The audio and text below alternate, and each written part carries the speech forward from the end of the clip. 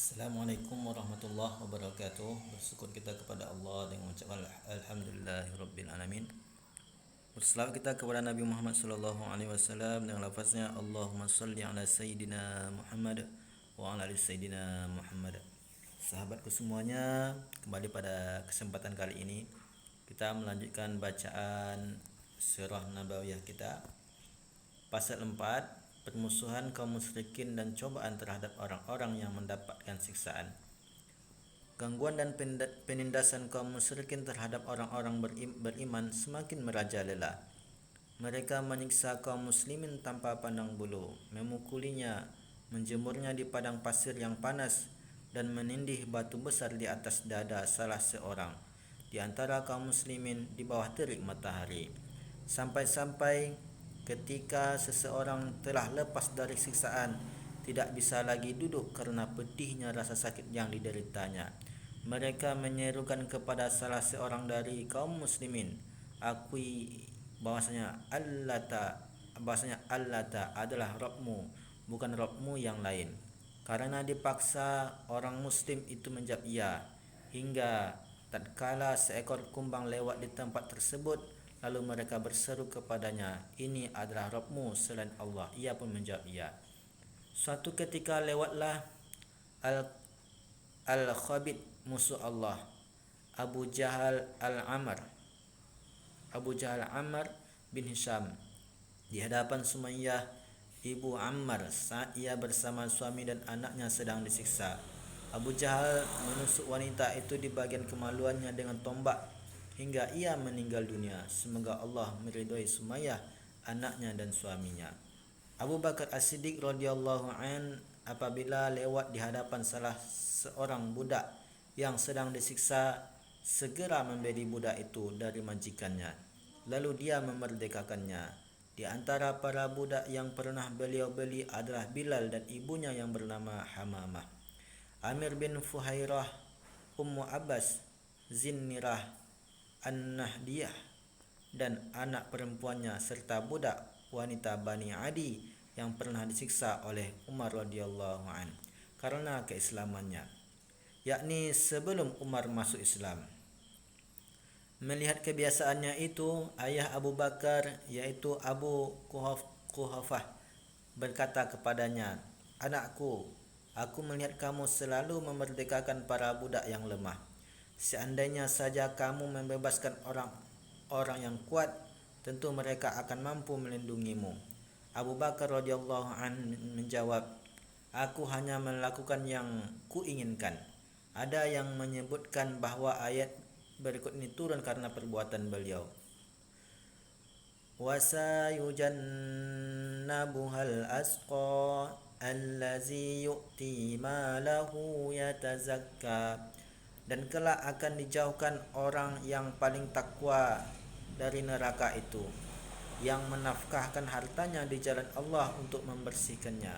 Quran surah Al-Lail 17 sampai 18 sampai akhir surat.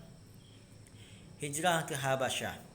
Manakala ujian dan cobaan itu semakin berat, Allah Subhanahu wa taala mengizinkan kaum muslimin untuk berhijrah ke negeri Habasyah, yakni di sebelah barat kota Mekah. Tepatnya terletak di antara dua wilayah padang Sahara, Sudan dan lautan yang membentang antara Yaman hingga Qalzam. Rombongan yang pertama kali berhijrah ke negeri Habasyah adalah Utsman bin Affan radhiyallahu an bersama istrinya Ruqayyah binti Rasulullah dan sebagian kaum muslimin yang mengiringi mereka. Ada yang mengatakan bahawa yang pertama kali berhijrah ke Habasyah adalah Abu Hatib bin Ammar bin Abdul Syam bin Abdul Wud bin Nasir bin Malik. Selanjutnya Ja'far bin Abu Talib ikut keluar berhijrah bersama rombongan kaum muslimin lainnya. Semoga Allah meridhai mereka semua. Jumlah mereka kala itu lebih kurang 80 orang. Muhammad bin Ishaq menyebutkan orang-orang yang berhijrah ke negeri Habasyah.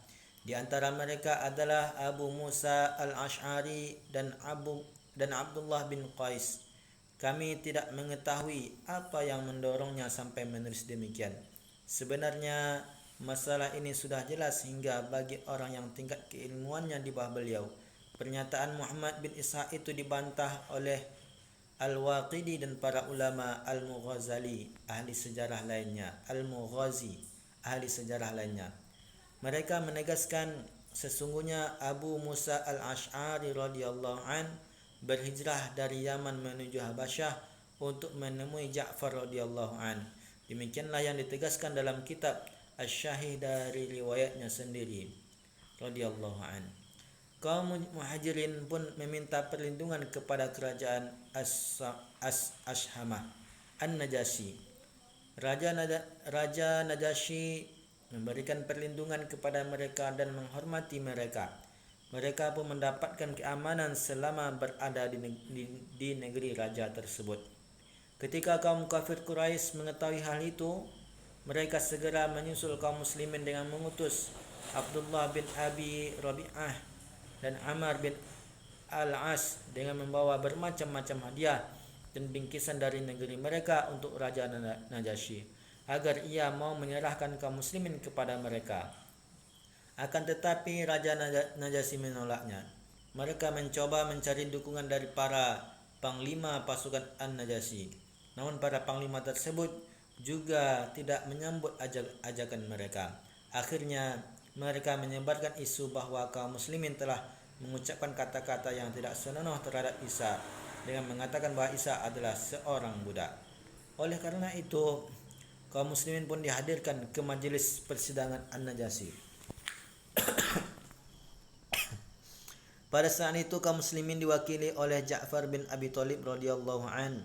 Raja An-Najasyi bertanya, "Apa komentar kalian terhadap tuduhan mereka bahwa kalian telah mengucapkan perkataan yang buruk terhadap Isa?" Ja'far lalu membacakan surah Qaf, Ha Ya Ain Shad. Setelah Ja'far selesai membaca surah tersebut, Raja An-Najasyi mengambil sebilah kayu dari atas tanah lalu berkata, "Apa yang dibacakan tadi tidak lebih daripada berbeda dengan yang tercantum dalam Taurat, serta tidak lebih daripada batang kayu ini." Kemudian Raja Najasyi berkata, "Pergilah, kalian adalah tamu-tamu di negeriku ini. Siapa saja yang mencaci kalian akan dikenakan denda." Kemudian An-Najasyi berkata kepada Ammar dan Abdullah, "Demi Allah, seandainya kalian memberiku gunung dari emas sekalipun, aku tetap tidak akan menyerahkan mereka kepada kalian." Raja itu juga memerintahkan para prajuritnya untuk mengembalikan semua hadiah dari mereka. Maka dari itu keduanya pun pulang dengan tangan hampa serta membawa kegagalan terburuk dan hasil ternihil. Demikian sahabatku semuanya, pasal 4 yang kita bacakan tadi surah Nabawiyah. Ada manfaatnya, silakan diambil. Kurang dan lebih mohon maaf. Assalamualaikum warahmatullahi wabarakatuh.